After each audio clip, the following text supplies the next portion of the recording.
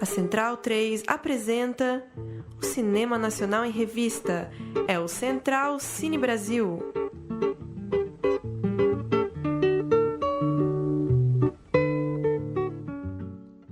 Olá para você ligado no Central Cine Brasil, muito bem-vindo à edição de número 183 do nosso podcast que trata de cinema nacional. Hoje numa edição muito especial, porque a gente vai falar de dois filmes que estão estreando no streaming e que a gente, por muito pouco, não viu nas telonas. Vaga Carne, de Grace Passou e Ricardo Alves Jr., e 7 anos em Maio, de Afonso Shoa, estavam previstos para estrear no mês de março. Inclusive, nosso programa aqui já estava marcado ali no comecinho da pandemia, mas por conta do fechamento das salas, esse lançamento foi cancelado, adiado, e eles chegam agora diretamente ao streaming. Vaga Carne e 7 anos em Maio estão disponíveis a partir dessa quinta-feira, 14 de maio, por apenas $1 no site da Embaúba Filmes. O site da distribuidora colocou os filmes diretamente no VOD, já que serão ainda algumas semanas e meses sem as salas de cinema. Eu sou Paulo Júnior, terei também a companhia de Murilo Costa na entrevista com Afonso Shoa. O Afonso é diretor de A Vizinhança do Tigre, co-diretor de Arábia junto do João Dumans, e agora lança 7 anos em Maio, que passou por quase 40 festivais pelo mundo, ganhou uma série de prêmios, foi escolhido o melhor curta ou média de 2019, segundo a Abracine, e você que acompanha o Central Cine já deve ter ouvido falar. Alguns realizadores no último ano citaram 7 anos em Maio como um dos grandes filmes recentes que eles tinham assistido. Já Vaga Carne é uma direção da Grace Passou junto do Ricardo Alves Jr., numa transcriação para as telas da peça teatral homônima. Peça essa que é interpretada pela Grace. Ela convidou então o Ricardo para juntos transformarem tudo isso em filme. O filme foi escolhido para abrir a 22ª Mostra de Cinema de Tiradentes, passou também por Berlim e tem então aí uma bonita carreira nos festivais até agora chegar no grande público. Vaga Carne tem uma mulher que, sem saber como se mover no mundo, tem o corpo invadido por uma voz. Tentando refletir sobre esse corpo, a voz ensaia como movê-lo. Já 7 anos em Maio conta a história de Rafael, que há 7 anos chegava em casa numa noite após o trabalho e se deparou com desconhecidos que o procuravam. Naquele momento, ele saiu carregado de sua casa e nunca mais voltou. Sua vida também nunca mais voltou a ser a mesma. Já que não temos a tela grande, pelo menos a gente pode usar um recurso do streaming. Então, se eu pudesse indicar algo para quem está ouvindo, para agora, entra lá no site da Embaúba Filmes, assiste Vaga Carne, assiste 7 anos em Maio e volta para ouvir o ótimo papo com Afonso Shoa, que vai falar da construção desse personagem, da história do Rafael, do encontro dele com o Rafael, enfim, vai falar sobre seu cinema, que já vem aí há alguns anos rendendo bons debates para quem curte o cinema brasileiro. Então é isso, eu, Paulo Júnior e Murilo Costa entrevistamos Afonso Shoa, depois a gente fala um pouquinho mais sobre o filme, fala também um pouquinho sobre Vaga Carne e passa por algumas notícias do cinema brasileiro. Bom papo e a gente volta numa próxima conversa sobre algum filme disponível no streaming pra gente acompanhar durante a quarentena. Até já! Quando foi na sexta-feira, umas 9 horas da manhã, as 2 viaturas pararam na porta da casa da minha mãe de novo. Minha mãe estava na varanda e perguntaram pra ela: cadê o Rafael? Ela falou: não sei do meu filho não. Desde o dia que vocês pegaram ele, vocês não voltaram com ele ainda não. Cadê meu filho? Estamos então numa ligação remota via Skype com Afonso Shoa, diretor de 7 anos em Maio, que está chegando direto no streaming. Afonso, valeu por atender o Central Cine Brasil. Como vai? Tudo bem, obrigado vocês aí pelo convite.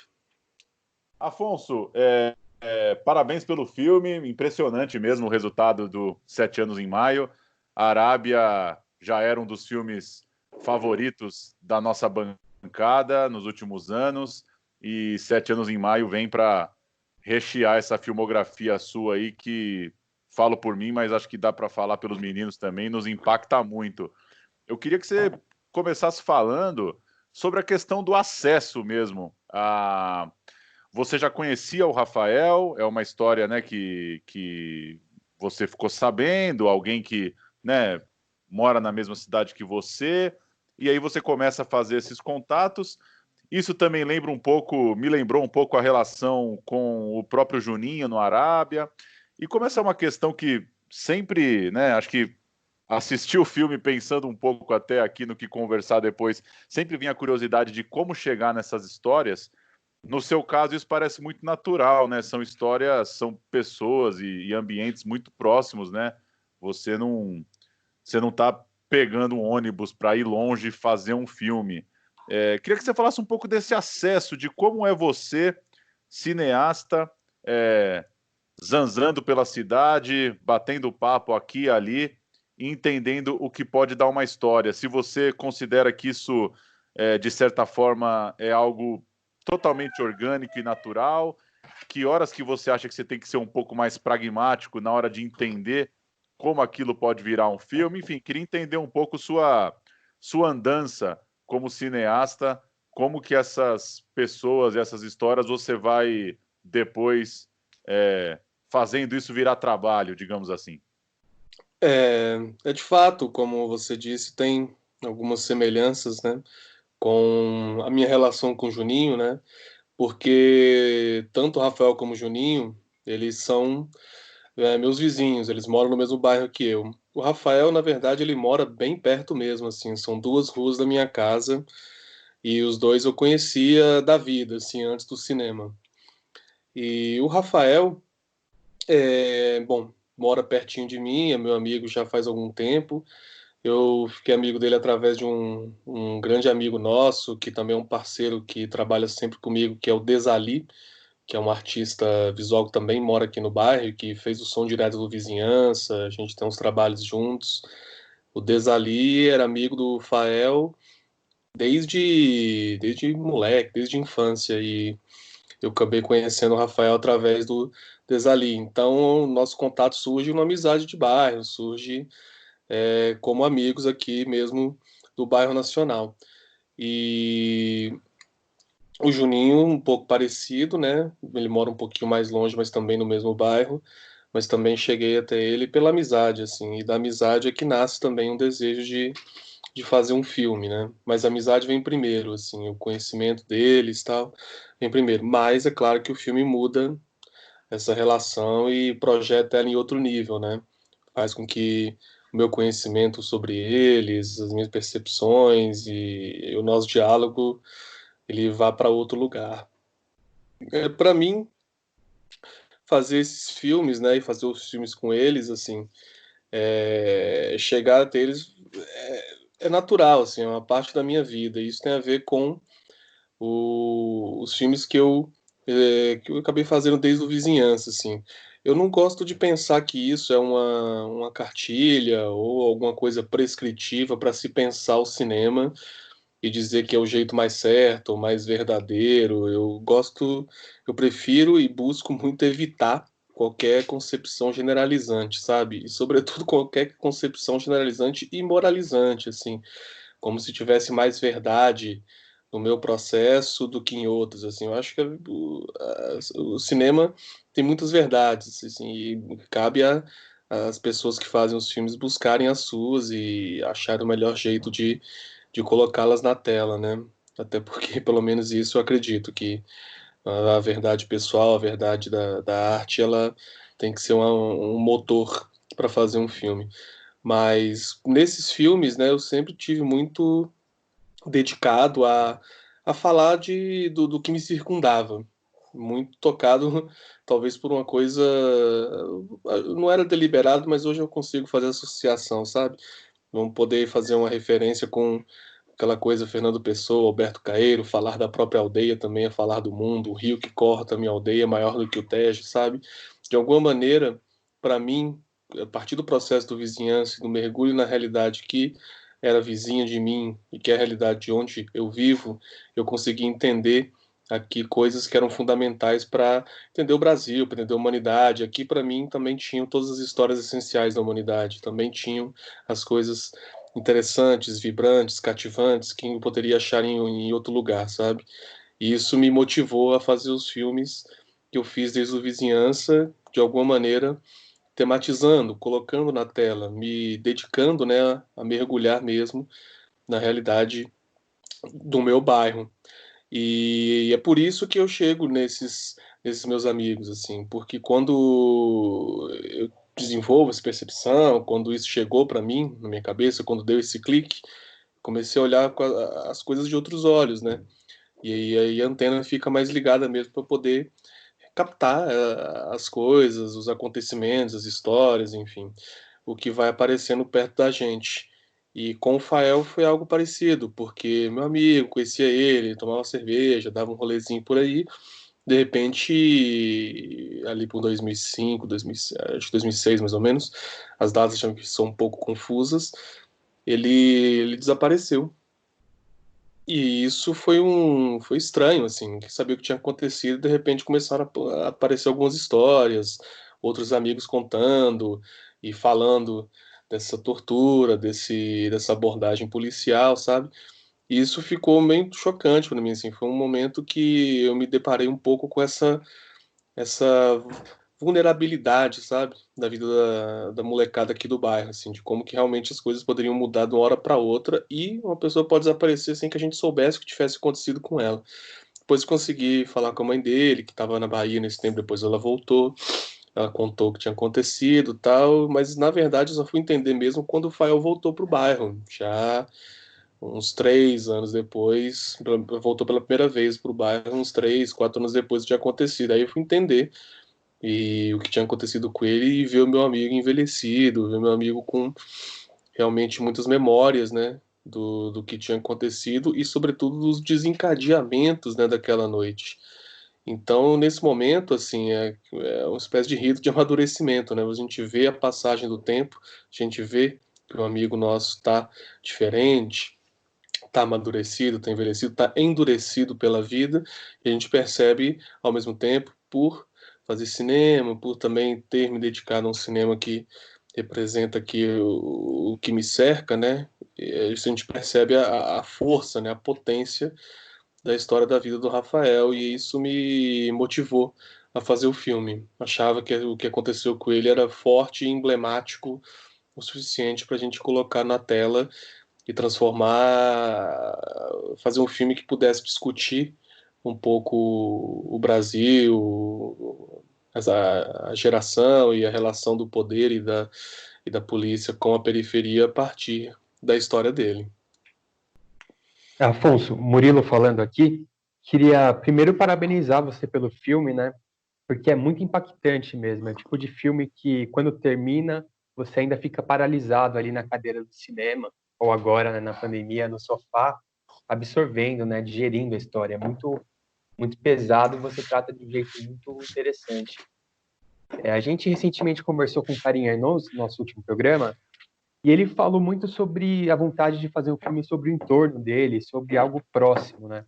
Não só de tema, que tema é sempre universal, né? Mas proximidade geográfica mesmo, filmar a vizinhança, algo que está ali próximo. E Sete Anos em Maio, Arábia, ou até os filmes de pessoas próximas a você, como a filmes de plástico, tem essa preocupação muito forte, né? De mostrar as pessoas comuns, o bairro, a periferia, gente que normalmente não tem vez nas telas de cinema, né? A não ser em papéis estereotipados ou como bandidos mesmo. E você vai além, você mostra essas pessoas, mostra os sonhos, os dramas pessoais delas, e com muita humanidade, né? Sem medo de lidar com a realidade, com crime, droga, sem medo do julgamento moral, né? E fugindo desses estigmas de bandido, traficante. E eu queria que você falasse sobre o papel do audiovisual na construção dessa imagem para as pessoas de periferia, né? Se você sente na proximidade ali do convívio, a importância dessa representatividade, dessas pessoas estarem na tela, ver as histórias delas ali, vendo que não é só o cara da classe média alta que pode aparecer numa novela, num filme, e perceber que os dramas delas existem e que importam para o mundo, né? Queria que você falasse um pouco sobre essa relação. Uhum. Obrigado, Murilo, pelas palavras sobre o filme. Sim, eu Eu penso essa questão do entorno, né?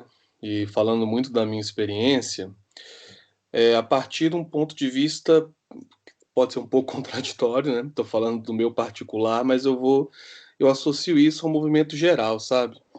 Porque eu acho que, inclusive, esse movimento geral, até mesmo a fissura dele, eu acho que tem a ver com as coisas que eu estou fazendo. Porque isso tem a ver tudo começa com a minha história particular mesmo, assim, lá no Vizinhança, sabe?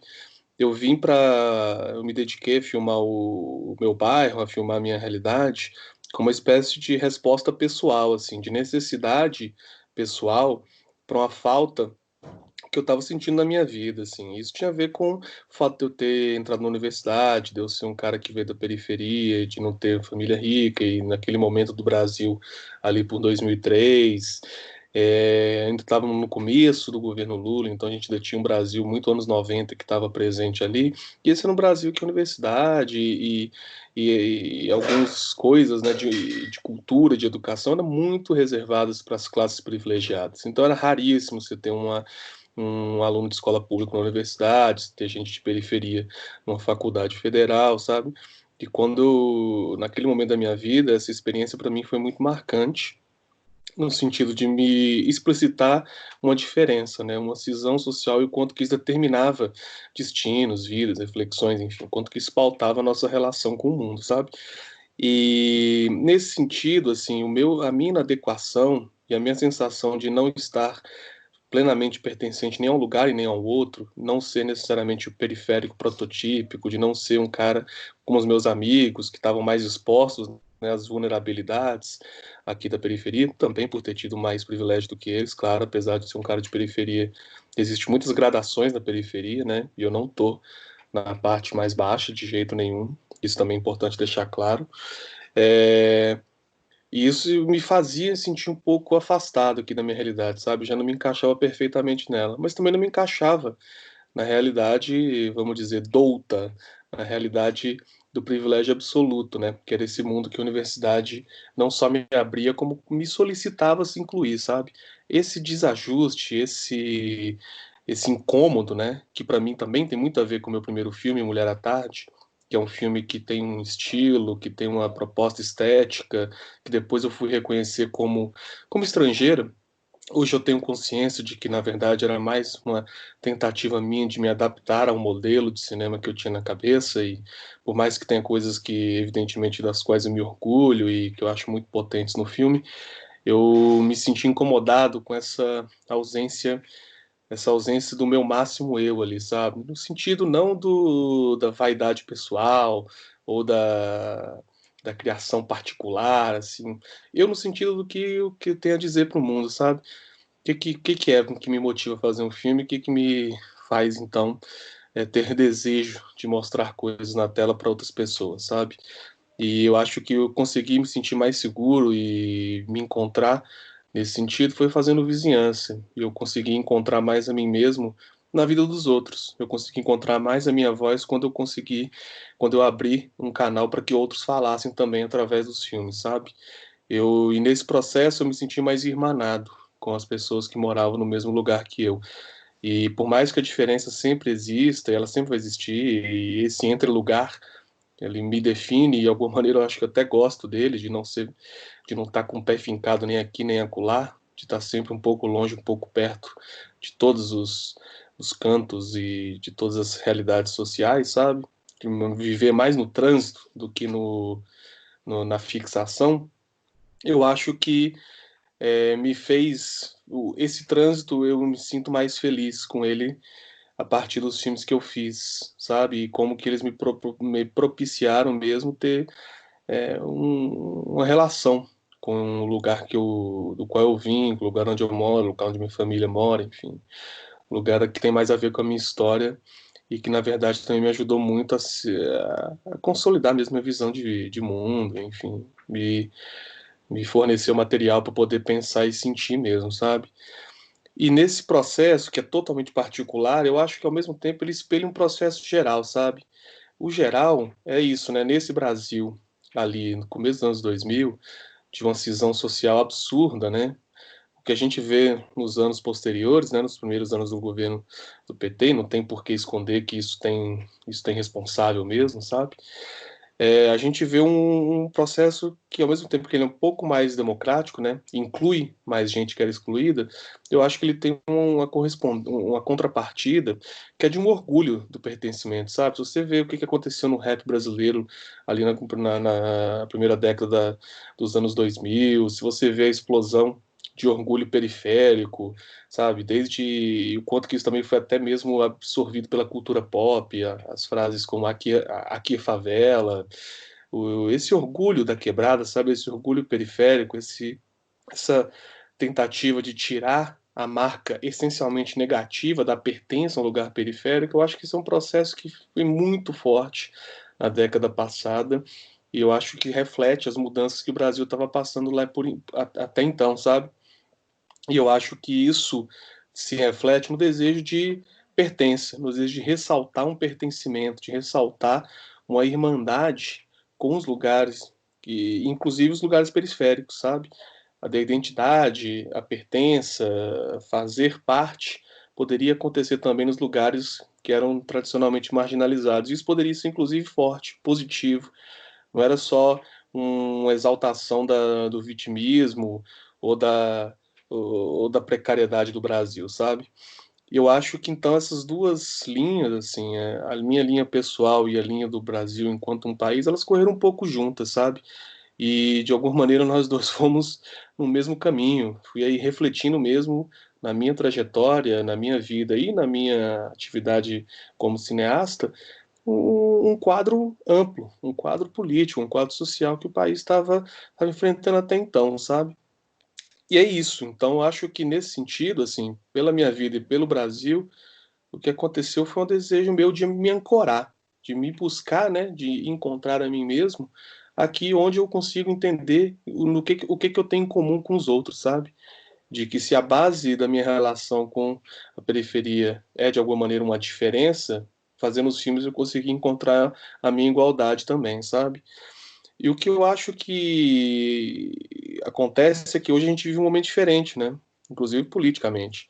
O que acontece é que a gente tem um momento agora de cisão dessa identificação, né? Dessa valoração positiva da pertença à periferia, de se reconhecer pobre, de se reconhecer trabalhador. O que a gente vê hoje é tudo isso bem questionado, né? Ser colocado em xeque.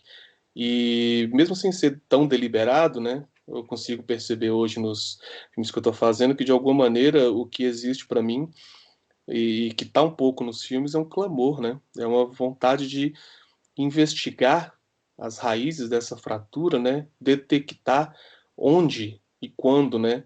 Que essa sensação de que somos todos aqui desse mesmo lugar e que as nossas vidas refletem umas nas outras e que o pau que dá no Chico também dá nos todos os outros Franciscos aqui ao redor, saca? Como é que isso foi perdido, sabe? Porque para mim é isso, para mim tá um pouco perdido.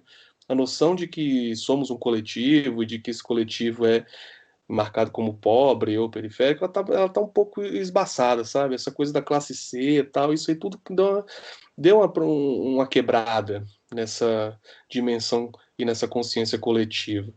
E eu acho que nos meus filmes tem a busca de investigar e de alguma maneira clamar por uma instância coletiva, sabe? Então é isso, assim, eu acho que essas questões elas têm esses dois lados, assim, um lado tanto particular, né, da minha trajetória e um lado geral, um lado social do país, sabe, assim, e para mim estar com os meus vizinhos, né, e estar entre os próximos a mim, atendeu de alguma maneira a esses dois anseios, né, eu resolvi uma questão pessoal, ao mesmo tempo refleti aí um processo geral, mas hoje em dia sabendo que o contexto mudou, sabendo que a gente vive num país bem diferente daquele de 2008, 2009, quando eu comecei a filmar aqui no bairro, estar com os meus vizinhos é também identificar o que faz com que a gente não se reconheça mais tão como vizinhos, como iguais, como pessoas que dividem uma condição, sabe? O que fez com o que aconteceu com o Brasil que faz com que a gente não entenda a porrada que o Fael toma como a porrada que todos aqui na periferia estão tomando, sabe? Isso é uma questão, eu acho que ela de alguma maneira se reflete nos filmes que eu faço com os meus vizinhos. Massa. Afonso, falando um pouco da escolha de abordagem mesmo, de forma ali, linguagem, até como que você foi pensando em montar o filme, a opção de ter o depoimento do Rafael, né, deixado ali de uma forma sem cortes, sem distrações. Primeiro que assim, tem essa coisa muito. Esse estalo que é muito gostoso, né? Quando você está assistindo um filme, quando você mergulha, né? Chega uma hora ali que, se ele ficasse falando mais 10, 20, 30 minutos, a impressão que dá é que a relação que está criada ali entre o espectador e a vontade de ouvir aquela história, ela estava muito consolidada já. Isso é muito mágico, né? Isso é muito forte. Mas aí eu queria saber se quando que te deu um estalo de que você precisava deixar essa história dessa forma, essa coisa, né, meio do Coutinho mesmo, né, de negar o insert, negar a distração, né, de acreditar que a história sendo contada ali é a única coisa que interessa naquele momento. Se quando que você se deu conta disso e o que que você pensa disso? Se isso é, o que que isso faz parecer? Como que você acha a sua relação ali, né? O espectador pensando, pô, o diretor tá ali, ele resolveu não cortar, ele resolveu não perguntar, ele resolveu não levar a câmera para outro lugar. O que que você acha que esse depoimento dessa forma representa para o filme e o momento que você se deu conta que era assim a melhor forma de tê-lo? Uhum. Sim, essa é uma boa pergunta, porque muito das questões do processo, né, e muitas das questões que eu sempre me coloquei para fazer esse filme estão um pouco por aí. Acho que, em primeiro lugar, assim, essa forma, né, o respeito ao tempo do depoimento atende a um desejo muito básico, assim, que eu tinha quando eu quis fazer esse filme. Esse filme surgiu com essa urgência política mesmo, assim, sabe? Pode-se dizer que é um pouco quixotesca, talvez não tão refinada, ou então urgente demais, mas é absolutamente sincero. Essa história, para mim, ela era forte e significativa o bastante para que um filme fosse feito para botar ela para o mundo, sabe? Para evitar que ela morresse no silêncio ou só na memória de quem viveu ela, sabe? E isso para mim era o principal, a primeira coisa que eu queria com esse filme, mostrar o que tinha acontecido com o Rafael e a partir disso articular alguma reflexão sobre o Brasil, porque para mim era uma história emblemática, significativa. Não era só algo que aconteceu com ele, é algo que acontece com muita gente. E nesse sentido, assim, eu acho que essa intenção ela já coloca outras questões. E o meu trabalho, né, para mim, o grande desafio é não me furtar essas questões e, sobretudo, resistir à tentação de responder a elas da maneira mais moralmente justas ou pela minha boa intenção, sabe? Então, beleza, vamos colocar a história do cara na tela, mas como, né? A forma, ela é absolutamente fundamental. E com qual intuito, né? E qual que é a relação que essa forma coloca com ele, enquanto pessoa, enquanto alguém que viveu aquilo, enquanto alguém que vai trazer marcas, né? Que nenhum filme consegue documentar, né? Como é que a gente consegue fazer então com que com que esse colocar na tela a história do Rafael seja ao mesmo tempo respeitosa com ele, que não de nenhuma maneira o explore, porque é algo, né, que eu jamais me, me proporia fazer, né? E como que também a gente consiga deixar claro para o espectador de que o cinema está atuando ali, né? De que não é só de evitar que a gente ganhasse a adesão do espectador na base do sensacionalismo, né? Dessa chantagem emocional, né? Então todas essas questões ficavam aí na minha cabeça o tempo todo, de alguma maneira, assim, a montagem do filme responde a elas. E sobre o depoimento, é também uma forma de resposta, sabe? Porque quando eu comecei a pensar nesse filme, o que eu queria, né, com ele era de fazer uma transição entre a forma mais básica do documentário, que era a entrevista, né, vamos dizer, o depoimento, o relato, né, de alguém para a câmera, para a forma mais básica da ficção, que era o diálogo. Isso me veio porque essa estrutura, né, essa ponte, né, entre a entrevista e o diálogo, né, o contraplano, para mim, era uma maneira de colocar uma resposta, né, de sugerir uma resposta para essa questão que eu falei anteriormente. Assim, pô, isso aqui é forte, isso aqui é emblemático, o que esse cara viveu fala muito do Brasil. Mas eu não quero fazer só uma mera exposição, sabe? Não quero só colocar uma história forte para dizer emocionem-se.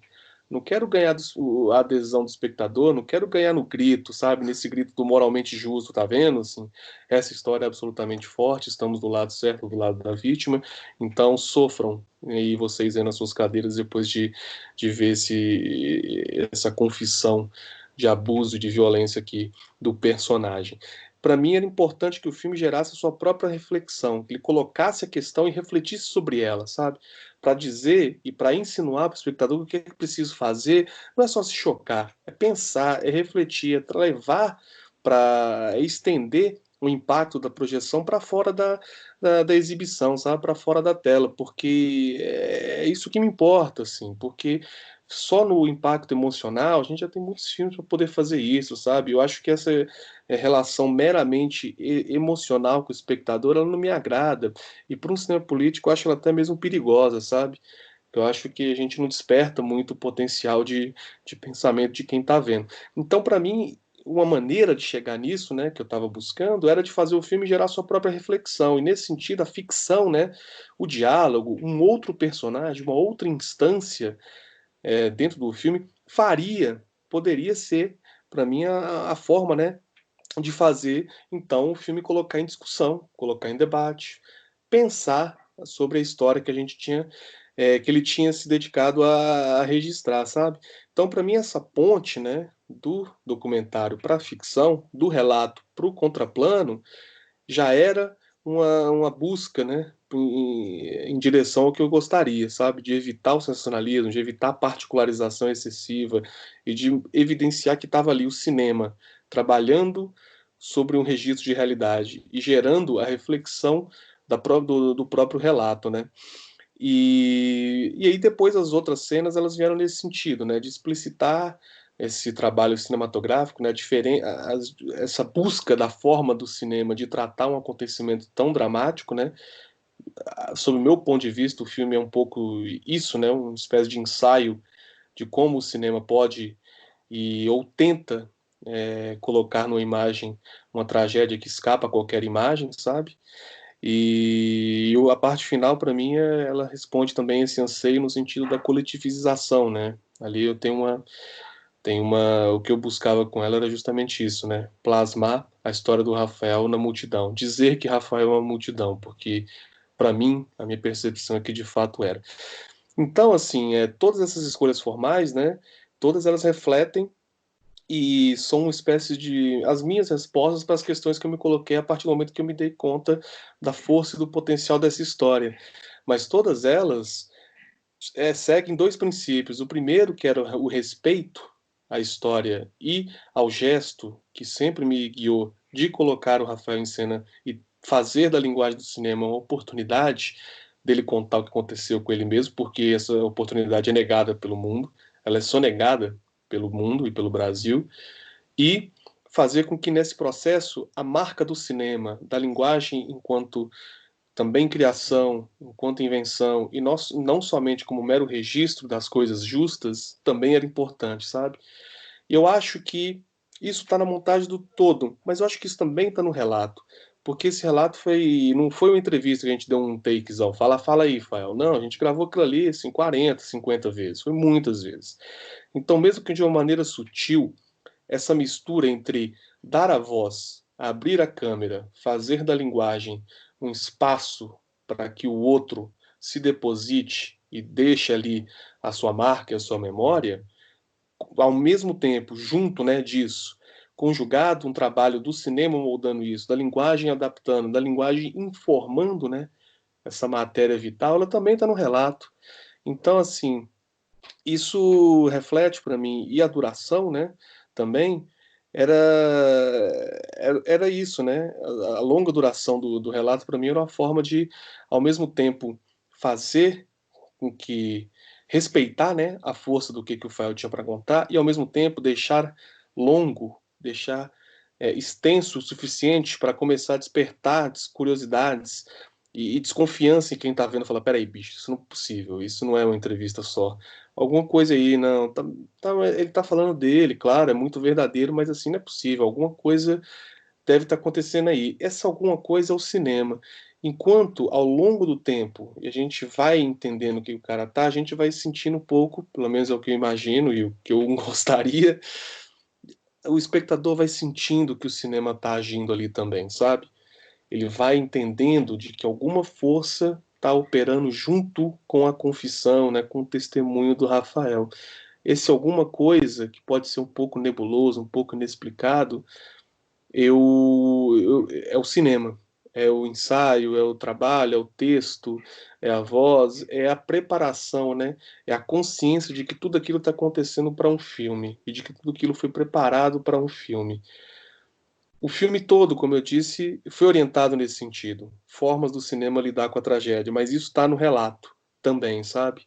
Tem um misto de vibração, de força, de verdade da vida do Rafael conjugada com o trabalho do cinema, mesmo que seja sutil.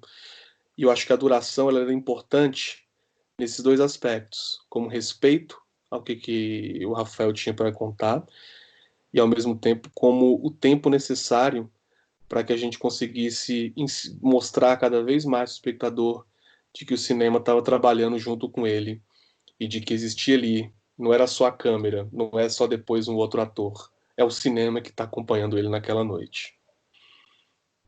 Afonso, aproveitando a sua resposta, né, a minha próxima pergunta ela seria exatamente sobre isso que você comentou, sobre o relato e a construção disso como cinema, porque o Rafael interpreta a si mesmo e conta a própria história, mas você até falou, né, eu já imaginava, que tem uma construção ali de roteiro, né, de um texto, uma construção conjunta.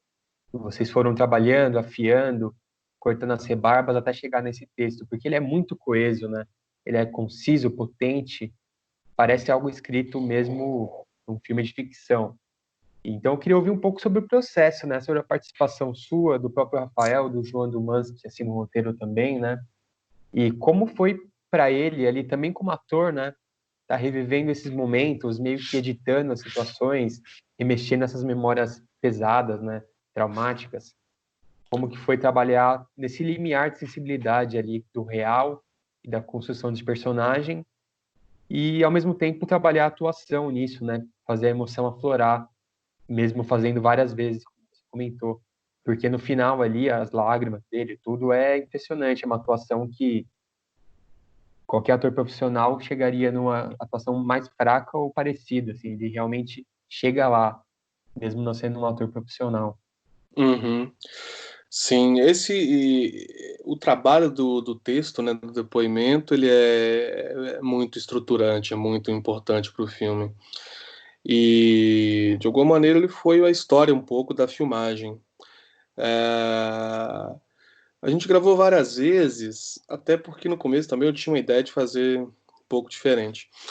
Mas o principal foi que quando a gente começou a gravar, eu já tinha gravado sozinho antes de ter o filme enquanto projeto, né, enquanto pessoas, enquanto equipe, eu já tinha gravado sozinho com ele umas conversas assim, tal. Eu já tinha feito meio uns ensaios com ele bem livrões assim, bem soltos.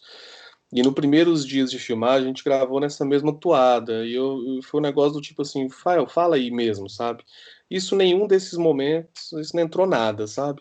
Mas foi muito importante para entender, assim, para ele lidar com a situação e para ver a diferença, para nós dois, né, compreendemos a diferença, que é ele contar essa história para mim sem nenhuma câmera, depois quando ele contou para mim só eu e ele com a câmera, e depois ele contar para a equipe, com pessoas ao redor, numa situação de filme, né? Tudo isso fazia com que as histórias fossem completamente diferentes. Não, às vezes até o conteúdo narrativo mudava um pouquinho, porque a memória da pessoa ali naquele momento, né, no nervosismo ali, ela acaba também editando algumas coisas, enfim, esticando outras. Mas era muito claro, assim, como que a situação do filme, né, colocava uma questão para ele. E nesse sentido, assim, desses primeiros dias, vendo como é que saía essas primeiras cenas mais soltas, né, eu sentei depois com ele e falei assim, eu não tô curtindo muito não, sabe? Eu acho que também você não tá muito à vontade, Eu acho que eu também não estou à vontade, e eu não sei muito como é que é o caminho. Eu estou achando que era melhor a gente trabalhar isso como se fosse um texto. O que que você acha disso? Aí ele foi lá e me disse que achava sensacional, porque às vezes ele esquecia coisas e ele estava achando que precisava disso. E nesse momento eu percebi que ele estava afim também de viver uma experiência de cinema, sabe? De ser desafiado a atuar, a colocar também ali, né? Não só como um entrevistado, né? Também colocar e ser desafiado no lugar de ator.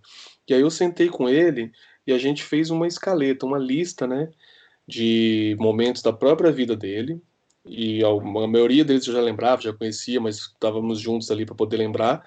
E a gente deliberadamente fez uma versão da vida do Fael, que era uma versão para o texto, em que de fato aquelas coisas aconteceram, elas aconteceram naquela ordem, mas a gente suprimiu muita coisa, a gente fez alguns saltos, a gente fez uma edição da vida do Rafael. E eu falei, Rafael, assim, eu acho que aqui estão as coisas mais fortes, assim, eu acho que são coisas que estão mais na sua memória também, são coisas que você viveu e que te ajudaram a ser quem você é. E ele falou assim, sim, e também lembrou alguns outros momentos, entendeu que era esse o princípio, e nós dois juntos construímos essa lista, né, de cenas e de momentos. E aí era um papel mesmo, assim, que a gente escreveu à mão, ele ficava com esse papel para caso ele esquecesse, lembrasse ali o que ele tinha que contar. Ele lembra de tudo, evidentemente, e o papelzinho servia para ele não esquecer do que a gente já tinha achado que era o mais massa de contar. Coisas que seriam legais não serem esquecidas. Momentos, histórias, sensações, enfim, que eram importantes a gente colocar no filme. E era uma lista que tinha só a descrição do lugar, assim, de onde ele tinha ido, o que ele tinha vivido lá, e era só um lembrete, era mais uma guia, né, um esqueleto da trajetória dele, marcando quais eram as coisas mais legais e mais fortes, né, para nós dois, e deixando, respeitando a ordem que ele tinha vivido mesmo. As palavras para dizer isso e colocar isso, né, era o Fael que criava.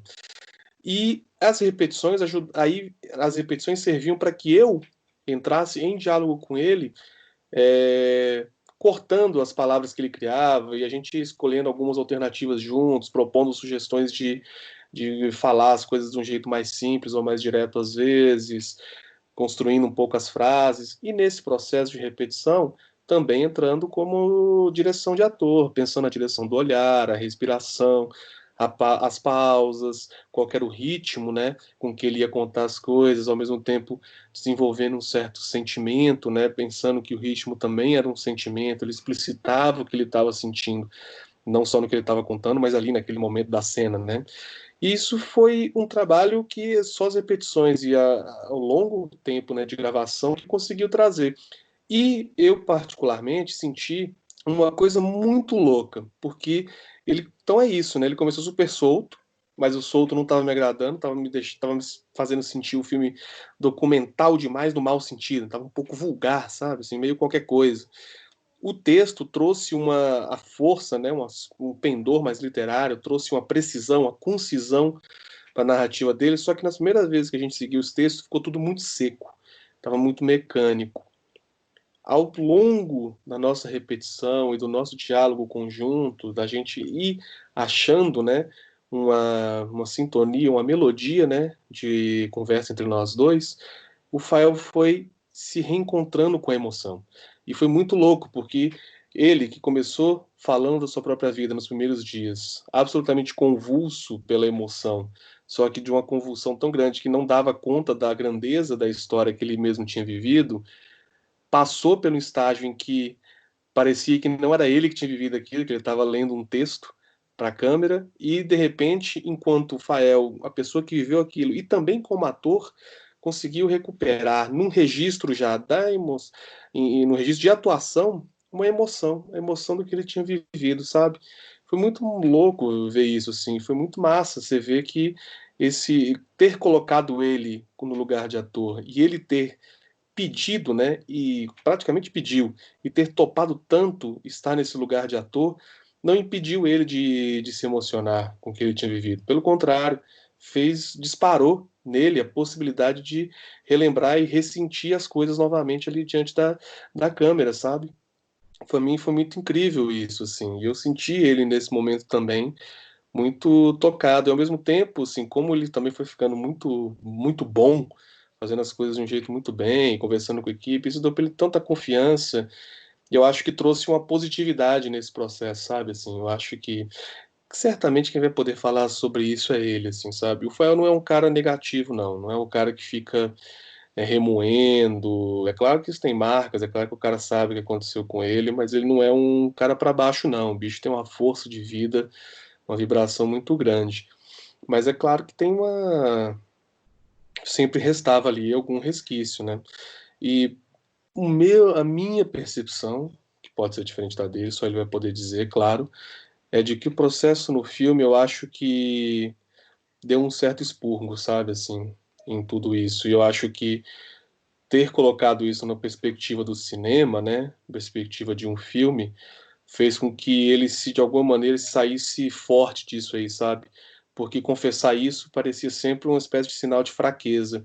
E você confessar isso, dizer isso através de algo que é claramente uma demonstração de força sua, pelo seu talento de atuação, faz com que aquele conteúdo que poderia ser negativo, ele só se chega nele a partir de algo eminentemente positivo, que é o seu talento, que é a sua capacidade de atuação, que é a sua força em poder atuar a sua própria história com aquela qualidade, com aquela presença incrível que o Fael tem, sabe?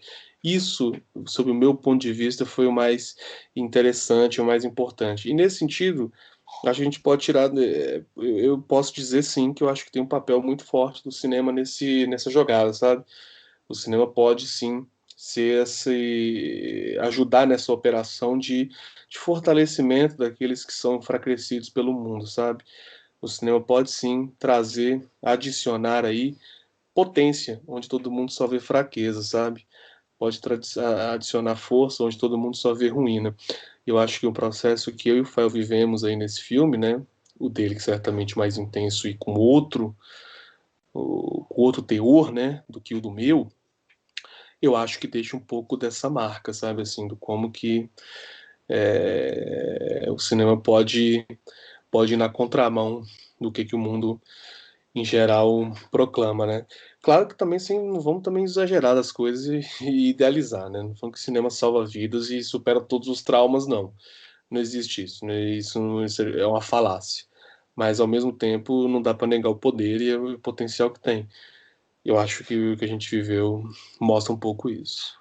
Maravilha, Afonso. Só para a gente fechar, uma pergunta mais rapidinha mesmo, até efêmera, porque esperamos em breve estarmos no cinema, né? Não aguento mais ver filme em casa. Eu ia te perguntar desse lançamento no streaming, como é que é para você? Porque, inclusive, eu vi numa outra entrevista você muito animado com a coisa da sessão junto do Vaga Carne, e eu estava muito curioso também para pegar essa sessão. Enfim, acho que todo filme é feito pensado para cinema, mas eu acho que a combinação de dois médias, né, o teu cinema muito autoral, muito próprio, e o projeto da Grace também muito autoral, muito próprio, acho que iam dar uma combinação que acho que não é nem exagero falar que ia inaugurar um outro olhar mesmo para os filmes de vocês e para a memória que a gente ia ter, né? A gente ia sempre lembrar que viu os 7 anos junto com o Vaga Carne e tal. Só para pegar a tua opinião, então, sobre essa coisa do streaming, como é que que você tá, já que não vai dar para ter aquele brinde, receber uma salva de palma e tomar uma cachaça, o que você imagina da galera vendo em casa? Como é que você tá pensando do filme chegando na casa das pessoas aí? Aham. É, eu gosto de cinema, né? Eu gosto de sala de cinema. Eu não dou muito bem com ver filme em computador, não, assim. Claro que pelo acesso, né?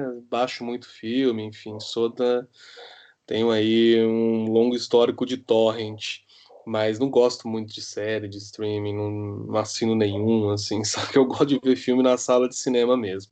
Então, para mim é frustrante não lançar, né, o filme na sala e sobretudo nessa sessão, porque eu tô com você, assim, eu acho que seria muito intrigante, sabe? Não sei nem se isso é positivo, tal, ainda bem nem isso nem importa muito, sabe? Não é o principal, pelo menos. E eu acho que realmente um filme ia lançar luz sobre o outro, sabe? Para muitas outras questões, assim, acho que coisas que não se percebe vendo só um filme separado poderia aparecer vendo os dois juntos. E eu acho que seria também um negócio meio quase quixotesco, né, cara? Lançar média-metragem no cinema, lançar dois média-metragens ainda, acho que tinha todo um gesto também bonito, assim, quixotesco mesmo da Embaúba de desafiar o mercado e de lançar a bola para o espectador, dizer, então, agora estamos aqui com um negócio muito diferente. Será que vocês embarcam nessa? Será que vocês também devolvem aí com entusiasmo para poder ajudar o pessoal que está fazendo o filme também a se sentir mais confiante e explorar outros formatos, a não se guiar tanto pelas regras do mercado, né? Seria incrível e eu acho que ainda será. Por mais que as coisas vão mudar, porque o mundo vai mudar depois dessa pandemia, claro, mas isso ainda vai acontecer, sabe? A gente é uma questão de honra a gente lançar esses dois filmes na sala e colocar essa experiência aí pro espectador. Mas o lançamento em streaming, ele atende, assim, em primeiro lugar, é uma forma de diálogo com o mundo como ele é, né? E sobretudo, como ele está hoje. Por mais que eu não goste de streaming, uma galera gosta, né? E cada vez mais pessoas curtem e veem cinema por essa forma, né? Então é um jeito de também adaptar o filme à configuração atual do mercado. E, sobretudo, um jeito de fazer com que o filme exista nesse contexto atual, né?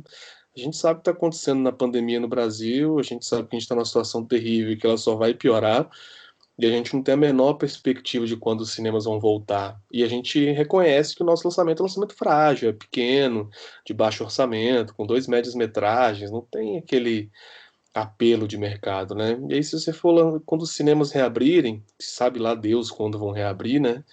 E sobretudo, sabe-se lá quando eles vão estar seguros para serem frequentados de verdade pelas pessoas, né? Com essa incerteza da data, ela ainda joga para a gente a questão da quantidade de filmes que vai ter para estrear depois, né? Assim, então a fila é enorme, né? E aí a gente sabendo que o nosso lançamento é pequeno, não é um lançamento de grande vulto, né? Comercial, falou, cara, a gente pode, se a gente ficar insistindo em lançar o filme primeiro nas salas, a gente pode, isso pode cobrar um preço alto para os filmes, né? Que eles ficarem parados por muito tempo, meio esquecidos, com toda aquela mobilização que a gente criou ali no começo do ano para chamar as pessoas para ver, isso pode se dissipar, né? Então, para não deixarem os filmes parados, para poderem fazer eles acontecerem e chegarem nas pessoas e existirem, né? Porque a gente quer que o filme exista, seja visto, seja debatido, goste, não goste, enfim, que os filmes existam e sejam pensados e vistos, né? Hoje, com o cenário que a gente tem que. É a internet que vai suprir isso, né? E para um lançamento como o nosso pequeno, esperar os cinemas é arriscado demais. A gente poderia ficar com muito tempo esperando o filme para colocar nas telas, né? Então, assim, para evitar dos filmes sumirem, para poder também dialogar com o público onde ele está hoje, que é em casa, a gente preferiu lançar primeiro no streaming. Eu acho que pode ser um negócio legal, porque ao mesmo tempo é isso, né? As salas estão ficando com um público bem restrito, bem especializado, né? O streaming realmente, em tese, né? Pode chegar para mais gente, né? Gente que não iria no cinema normalmente, gente que está problema de trabalho, filho pequeno, enfim, que não é tão fácil ir no cinema, que estava vendo mais pelo computador. Quem sabe esse pessoal fica mais estimulado a ver o filme agora que ele está na internet, né? Então também é uma chance de a gente conseguir fazer com que o filme chegue num público que não está vendo nas salas, né? Pelo menos essa expectativa e essa é a torcida, né? Na real, para que o filme consiga chegar nos espectadores e cumprir a sua rota, né? Existir, ser pensado, ser visto. A gente vai assim para isso, né? Não é para guardar não. E como o circuito hoje tá difícil, a gente esperar lançar em salas poderia significar guardar o filme por um tempo, sabe? Para evitar esse prejuízo, né, para o nosso trabalho e para fazer os filmes existirem, a gente topou lançar na internet e estamos tão empolgados para poder fazer o filme se ampliar um pouco o seu público, né? E também empolgado para poder ter alguma esperança nesse momento tão tenebroso que a gente está vivendo, né? Lançar um filme é apostar no futuro, apostar num diálogo, apostar na importância do cinema, apostar na importância da arte nesse mundo que está dizimando todas as nossas esperanças diariamente, né? Então, lançar esse filme aí nesse contexto também tem um pouco a ver com isso. Apostar em algo para frente, apostar no diálogo, apostar na conversa e apostar no cinema. Pois é, e por experiência própria aqui do programa, eu te digo que tem um monte de amiga e amigo que nunca deram bola para os filmes que a gente entrevista e agora mandam mensagem: indica um filme brasileiro aí, vocês que fazem o programa, indica um filme bom aí. Então agora eles vão ter que aguentar. Demos uma volta. Nunca ali as listas do programa foram tão importantes para o povo que Ai, tá vendo? acaba ficando só pendurado no streaming. Afonso, valeu pelo papo aí, obrigado pelo teu tempo, boa jornada com o filme. Esperamos que daqui a algumas semanas, meses, a gente possa estar lendo aí e ouvindo que muita gente assistiu o filme mesmo nesses dias meio esquisitos aí. Valeu, um abraço. Um abraço, obrigado demais a vocês pela abertura, pelo papo também, pelas ótimas perguntas. Obrigado, gente. Valeu. Valeu, Afonso. Toda vez que eu deitava lá para dormir na calçada, em algum lugar, sempre vinha aquela mesma coisa na minha mente. Escutava as portas dos carros batendo e o rádio da polícia. Shhh, ele mesmo que tá lá. Vamos lá, vamos matar ele. Vamos pegar ele agora, vamos. Vamos matar ele, vamos matar ele. Até hoje, quando eu vou deitar, eu escuto isso.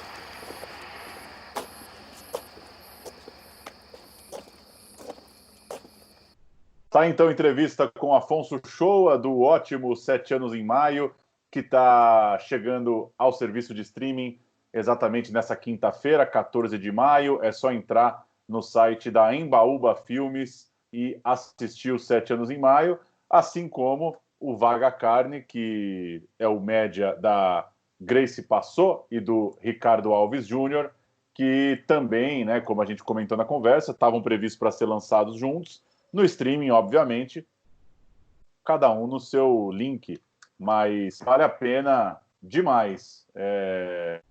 Uma pena que muita gente vai acabar assistindo em casa, mas são os dias de hoje, não adianta a gente ficar lamentando muito isso. O que importa é que tem esperança que muito mais gente vai ver no streaming do que veria nos cinemas pela forma dos nossos lançamentos, nossa distribuição de hoje, como já comentou um pouco o Afonso. E só registrar que o Vaga Carne também vai estar no SP Cine Play. Então, para quem usa a plataforma, tem essa opção do SP Cine Play ou do site da Embaúba Filmes. Murilo, filmaço, hein? Nem tem muito o que falar depois das explicações do Afonso. Impressionante a forma com que consegue acertar a mão para contar a história. Impressionante a sensibilidade no trato com o personagem, o Rafael, que, como ele disse, encarnou um ator, né, e fez da própria vida um texto no ponto para ser interpretado. E tudo que cerca, né, os 7 anos em maio. Eu que já era um fanzaço do Arábia, eu acho que eu não estava esperando para ver algo que fosse ainda mais impactante.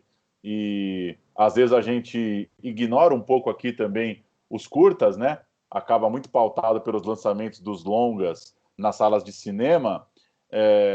Como é bom, né, quando um filme tem o formato que é para ele ter, né? Essa sensação de que acabou na hora que é para acabar. O filme conta a história que ele quis contar, então não só a história muito impactante, como gostei muito de ver um filme de 42 minutos, te confesso. É muito redondo o filme, né? Como você falou, ele termina na hora que tem que terminar. O Afonso, em várias entrevistas, foi até meio bombardeado por essa pergunta, né? De por que fazer um média, por que investir nesse formato que quase não tem janela.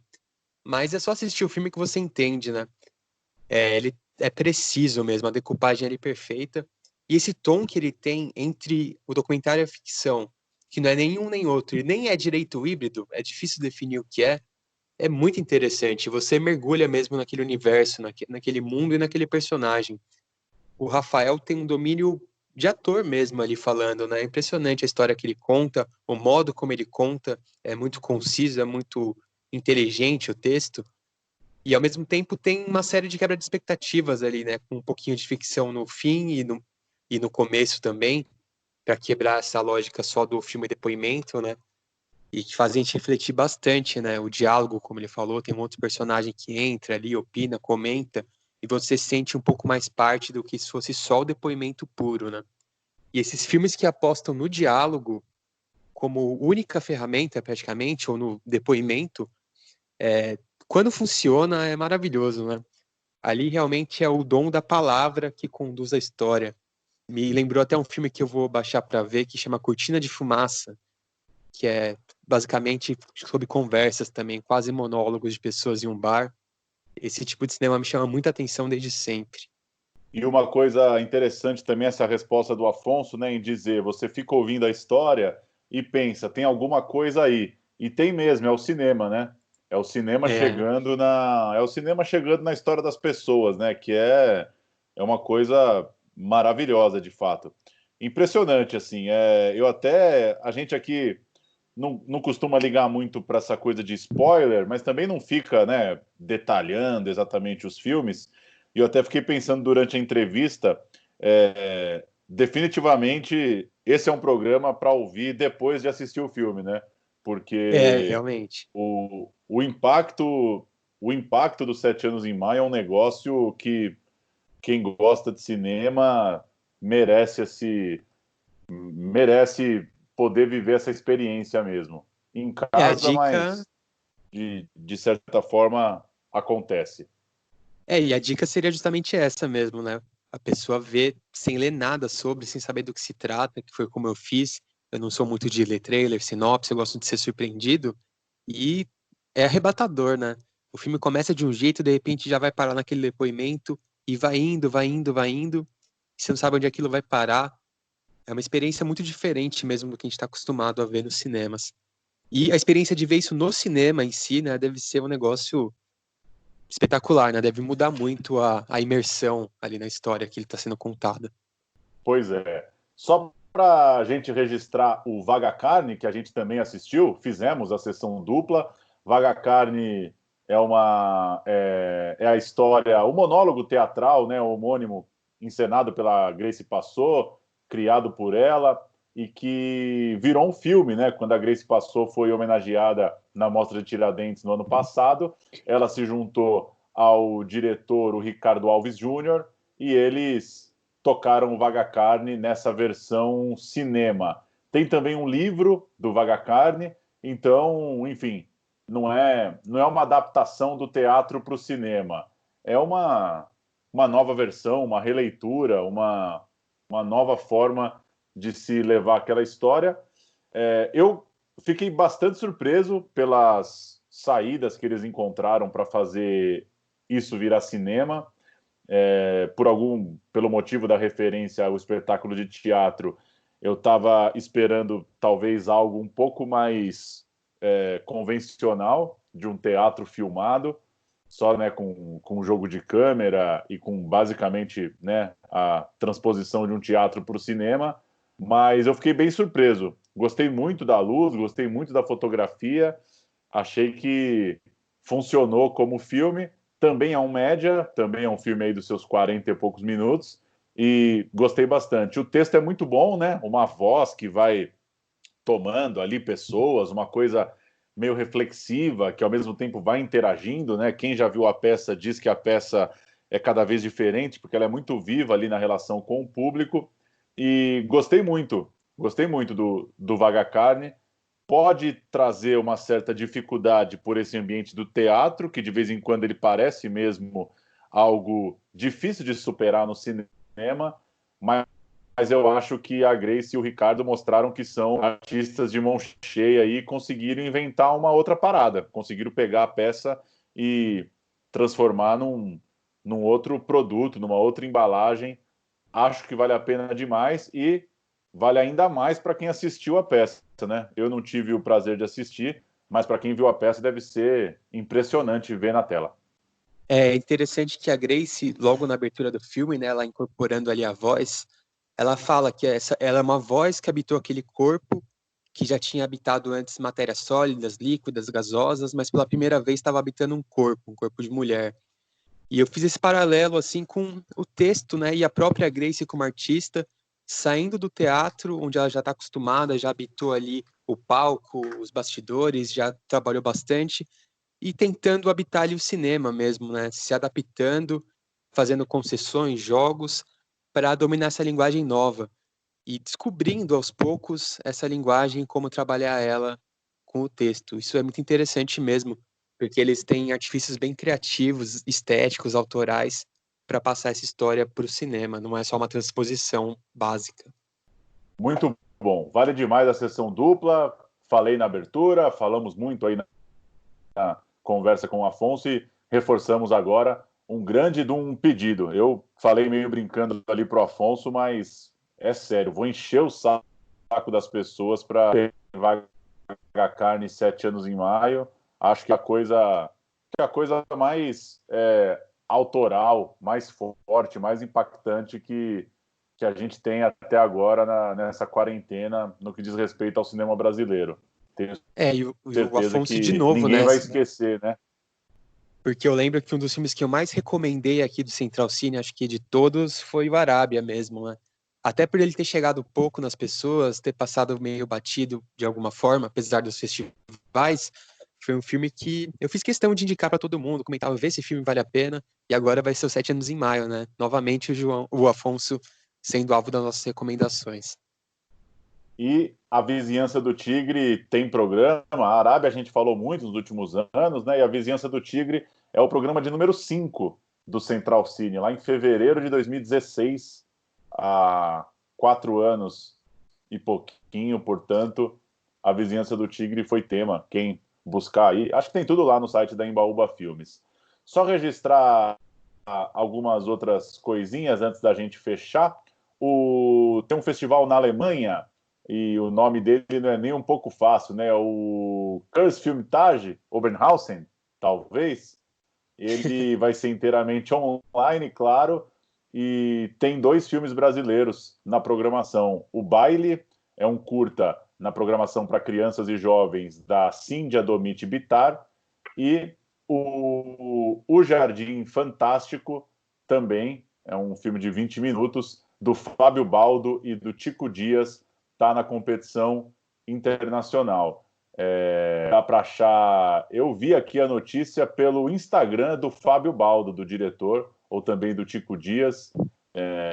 Tá aí também no perfil desse festival na Alemanha, que é o Kurzfilm Oberhausen. Mas enfim, procura aí o Jardim Fantástico, que vai procurar. Para quem está afim de ver filme fresquinho, inédito, tem esse festival. O filme vai ser exibido nessa semana, dá para conferir por lá.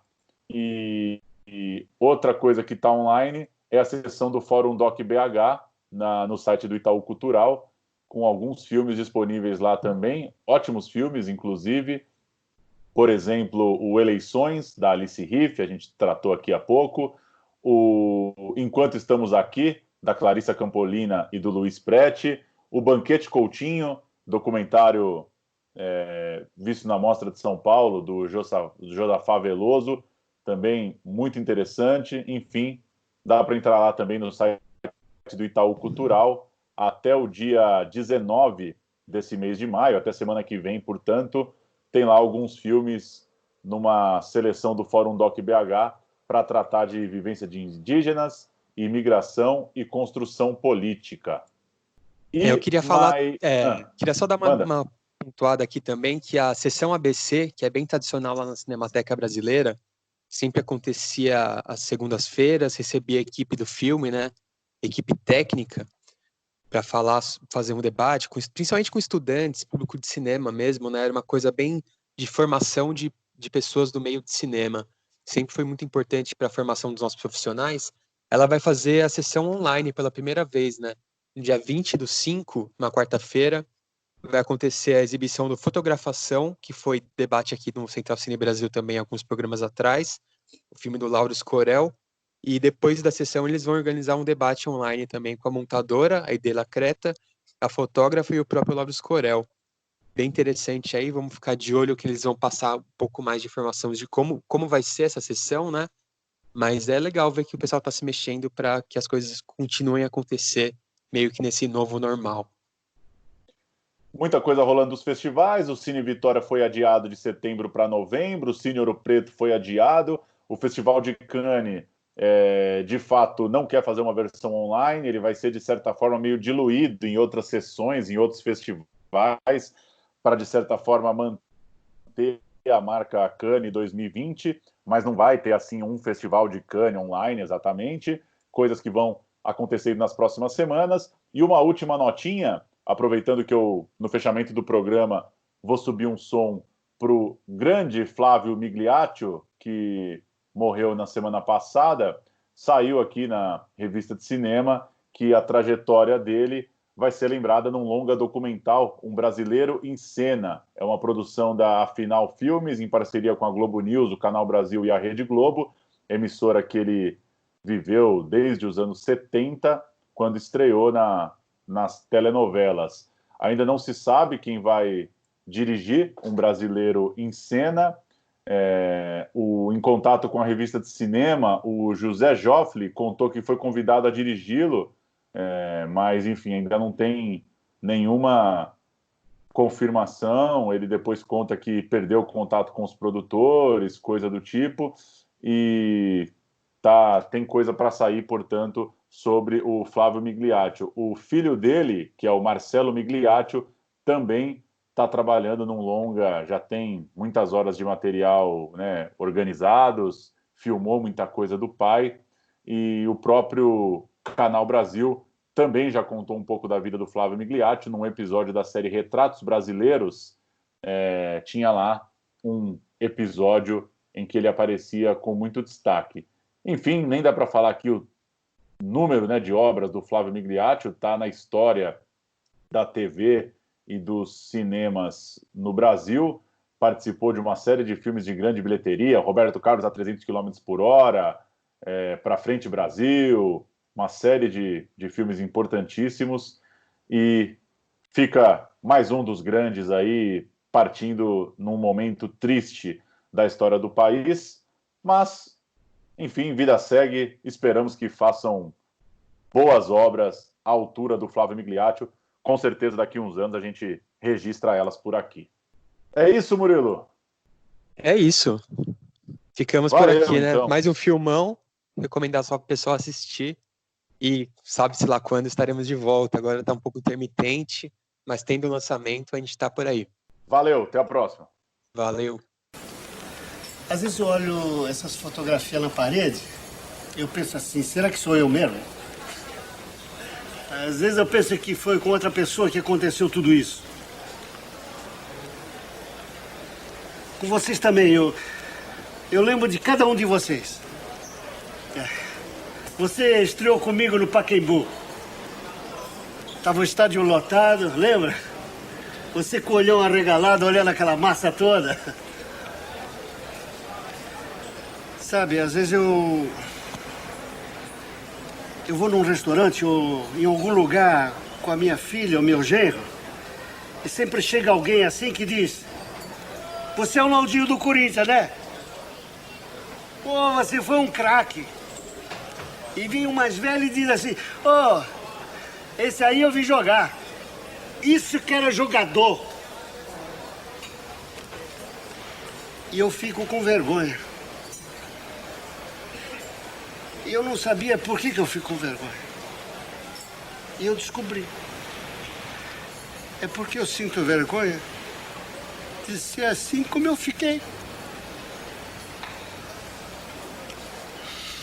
Porque quando você fala no jogador de futebol, você fala assim, poxa, é um atleta forte, bonito, alto, né? Moço. Aí me apresento eu. E aí eu sinto vergonha.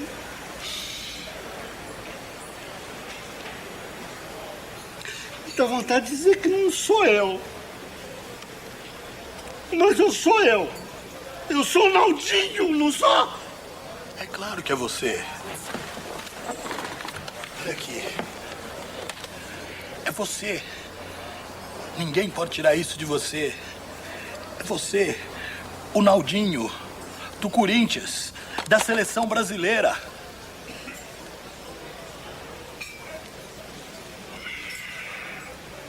O problema são essas fotos na parede. Às vezes eu tento esquecer, mas sempre vem a lembrança. O problema é a fotografia na parede, sabe? Ou alguém que fala alguma coisa no rádio, na televisão. Tem sempre alguém que arrasta você para um campo de futebol. Aí você vê aquela alegria toda. E você sente que acabou tudo. Eu não sou mais o Naldinho. Não tem mais cabeça, não tem mais braço, não tem mais perna.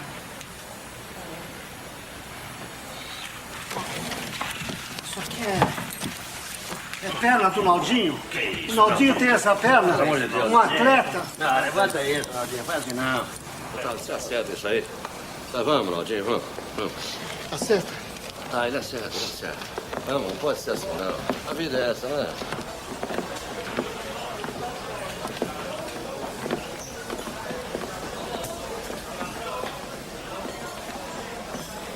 Tem que parar de jogar bola, não é justo. Não é justo. Eu joguei futebol 20 anos. Faz 25 anos que eu sou técnico. Só que quando eu sonho sempre que estou jogando. Eu nunca sonho que estou lá sentado no banco treinando o time. Nunca, nunca.